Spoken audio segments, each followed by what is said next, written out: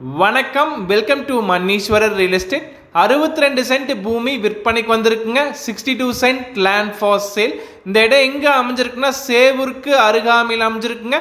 Tiruppur district Avinashi தாலுக்காவில் வருங்க.